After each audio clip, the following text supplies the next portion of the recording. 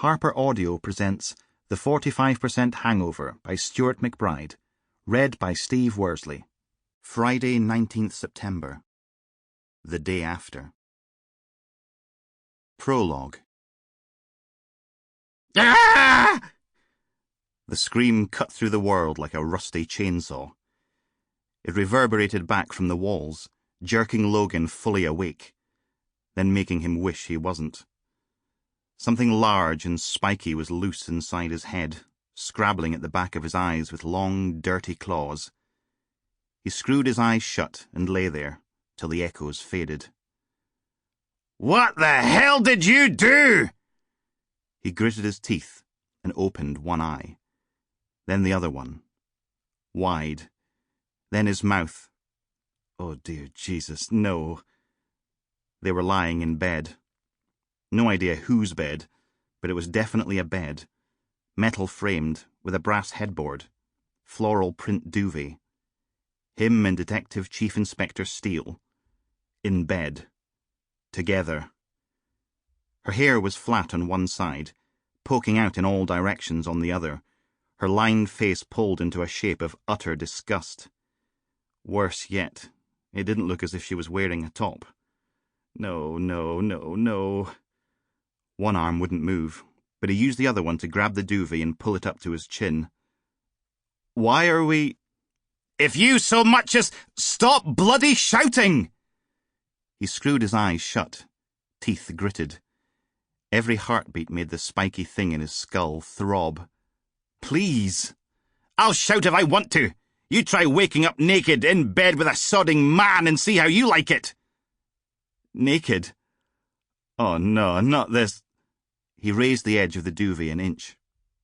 "If you so much as peek, I swear to God, Laz, I'll rip your bits off and give them back to you as a suppository." She hit him. "Get out!" Arm's gone to sleep. She kicked him under the duvet. "Ow! Get out! I can't!" His right leg wouldn't move either. He jerked it to the side, but it barely moved. Something was keeping it where it was. Something solid. Oh, no. She glared at him. "You bloody men are all the same, aren't you? Sex. Well, let me tell you something, you randy wee shite. If you ever breathe a word of this to anyone, I'm going to—" The glare turned into a frown. "Why can't I move my arm?" Then her head turned. She reached up with her other hand and pulled the pillow to one side. Logan's left hand and her right poked between the bars of the headboard, fixed there by a set of police-issue handcuffs. When he shifted his other foot, the duvet rode up just enough to show the handcuff holding his right ankle to the bars at the other end. Steel slumped back against her pillow. Oh, God. Because naked wasn't bad enough. It had to be kinky. She covered her mouth with a hand. "I'm going to be sick." "Thank you very much. How do you think I feel?" He ran a hand across his forehead, then squeezed at the temples. Maybe, if he squeezed hard enough, the headache would vanish, or his head would explode. Right now, either was preferable to this. "How much did I drink last night?" Good question. Thursday, 18th September. Referendum Day. 1. The rumpled lump in the wrinkled suit raised an eyebrow, then pulled the fake cigarette from her mouth. "What time do you call this?" Logan hung his jacket on the hook behind the door, then checked his watch. 9:30. "Half an hour before my shift starts." He crossed to the window and lowered the blind, shutting out the darkness. "Now get out of my seat."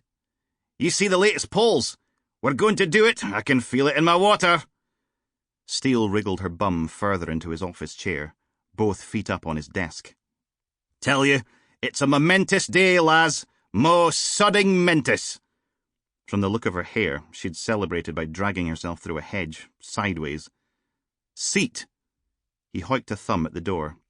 "Some of us have work to do." "Course I gave my team a rousing speech when they came on this afternoon. Ask not what your country can do for you." "You're not allowed to campaign on Police Scotland property." A frown. "Since when?" "There's been like a Sample complete. Ready to continue?